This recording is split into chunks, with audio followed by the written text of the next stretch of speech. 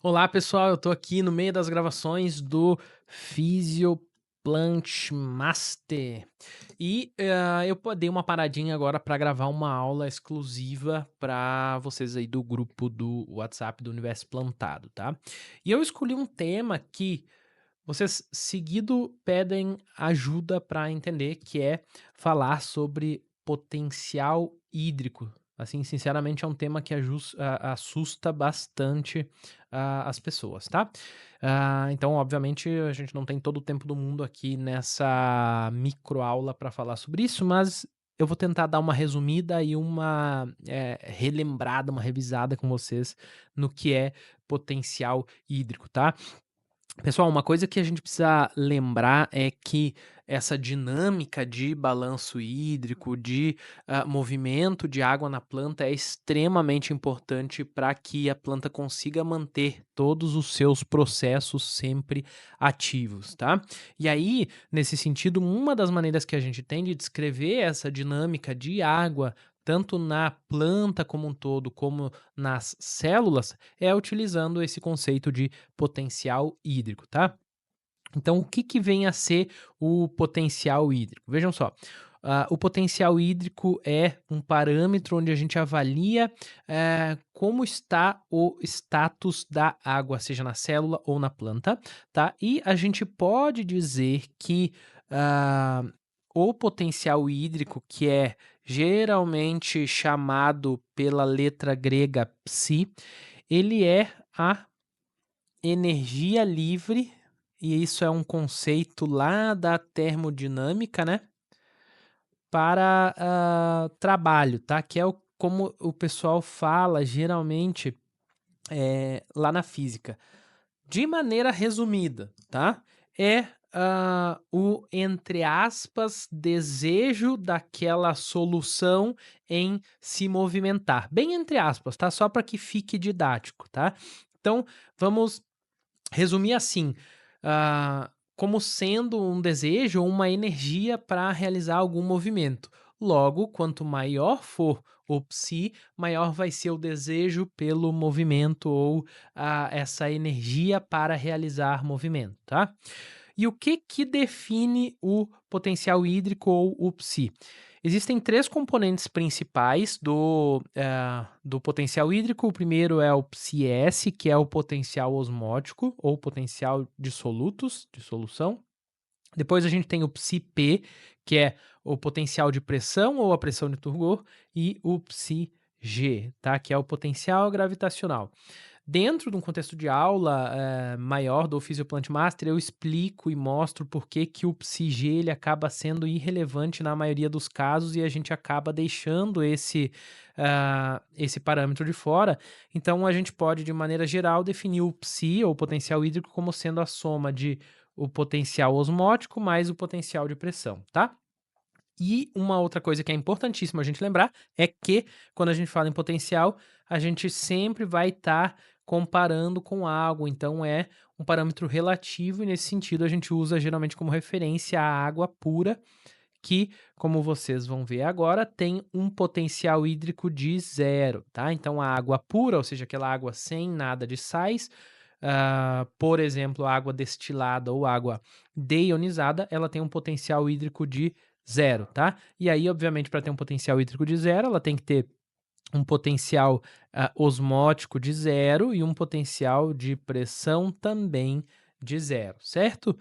Bem, a partir do momento que a gente começa a ter solutos ou outras moléculas diluídas aqui, a gente vai ter alterações no potencial hídrico e no potencial osmótico. Então, por exemplo, imaginem aqui nesse becker que a gente pegou água pura e colocou sacarose, tá? Que é uma molécula importantíssima, é um açúcar importantíssimo para a planta, porque é a sacarose, que é normalmente movimentada depois da fotossíntese, né, pela planta toda, até geralmente saindo de órgãos fonte, como a folha, que faz fotossíntese, até órgãos dreno, que são órgãos que geralmente ou não fazem fotossíntese ou não têm capacidade suficiente para, fazendo fotossíntese, suprir tudo aquilo que precisa, tá?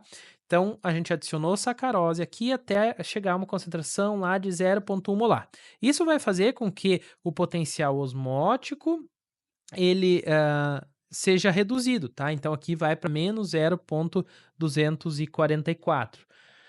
Já o potencial de pressão, como a gente não está falando de um ambiente fechado, ele vai se manter em zero, tá? Então vamos ver em que tipo de ocasião o potencial de pressão seria alterado, tá? Vamos imaginar que a gente tem uma célula que está flácida. Com flácida eu quero dizer que ela não está esturricada que nem um balão, digamos assim, tá? Então, o que que acontece? Ela não está cheia de água. Essa célula flácida, ela vai ter um potencial osmótico bem baixo, tá? Porque vai ter pouca água aqui dentro e essa pouca água que tem aqui, ela tá com bastante substâncias dissolvidas.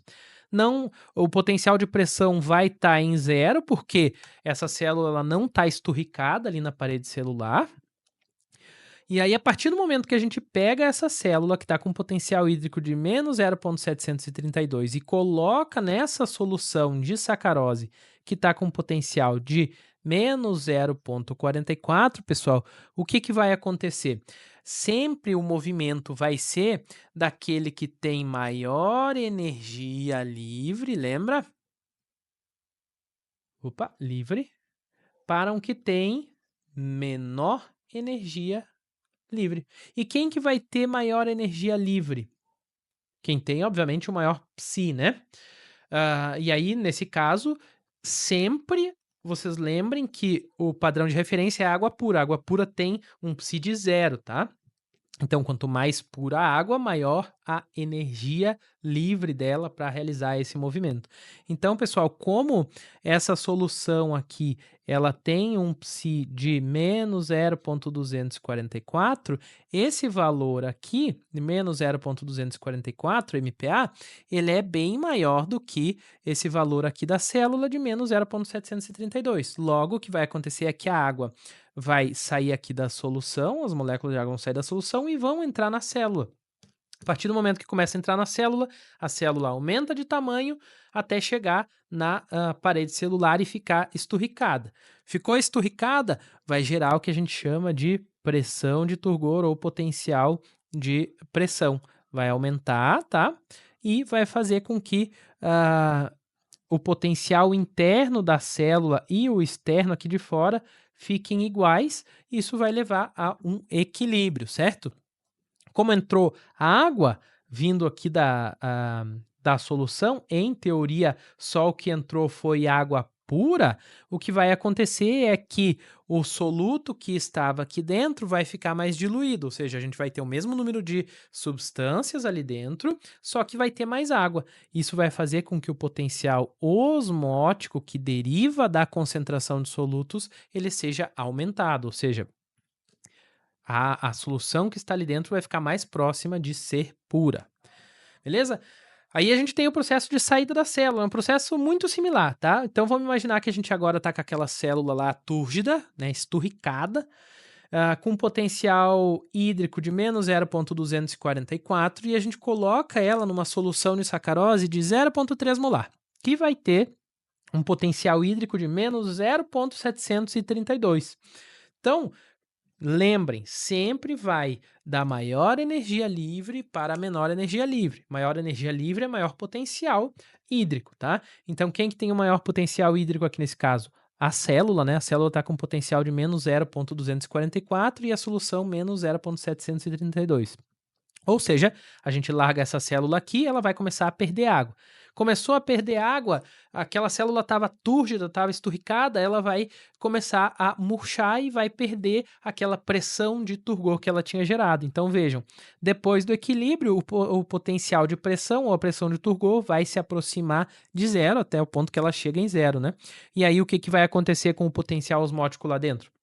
Se está saindo água pura da célula, as coisas ali dentro estão ficando mais concentradas, porque não está saindo aquelas substâncias, as substâncias estão ficando dentro da célula, o que está saindo é água pura, logo está se concentrando tudo ali dentro, consequentemente o potencial osmótico vai se reduzindo até chegar ao equilíbrio, ou seja, até esse valor de potencial da célula se igualar ao valor de potencial da solução, fazendo com que pare de sair água da célula. O que é importante lembrar dentro desse contexto? Que esse fluxo de água pelas membranas ele é um processo passivo, ou seja, não tem gasto de energia. Uma exceção que acontece é quando há transporte de açúcares, de aminoácidos ou outras moléculas pequenas que acabam tendo no meio desse processo de transporte um extravasamento de moléculas de água que vão junto com essas moléculas. E a gente diz que são cerca lá de 200 a 300 moléculas de água junto com cada uma dessas substâncias aqui. É quase irrelevante quando isso acontece no sentido oposto, tá? Ou seja, isso aqui ocorre de um potencial maior para potencial menor, tá? Isso aqui pode ocorrer nos dois sentidos, mas contra o gradiente, ou seja, de um potencial menor para maior, pode ocorrer no caso de ser junto com essas moléculas aqui, mas ele é quase irrelevante para essa dinâmica total de balanço hídrico da planta. Em folhas, o que a gente tem? Né? O potencial hídrico em folhas ele varia conforme o crescimento e a posição na planta, ou seja, a posição que a folha está na planta. Né? E conforme o crescimento, porque crescimento demanda expansão de células e expansão de célula demanda pressão de turgor. Plantas bem aguadas geralmente têm valores nas folhas, né? De menos 0,2 e menos 1 MPa, isso em espécies herbáceas. Em espécies arbóreas, isso pode chegar a menos 2,5 MPa, tá? É uma pressão, é um potencial, perdão, muito mais negativo. Em plantas de climas áridos, né, a gente pode chegar a ter potenciais de menos 10 MPa para vocês terem noção de como isso acontece, tá bom? Nas nossas aulas do Physio Plant Master, a gente vai, obviamente, explorar isso tudo com mais calma e mais no detalhe para você dominar não só potencial hídrico em plantas, mas balanço hídrico em plantas. Até mais!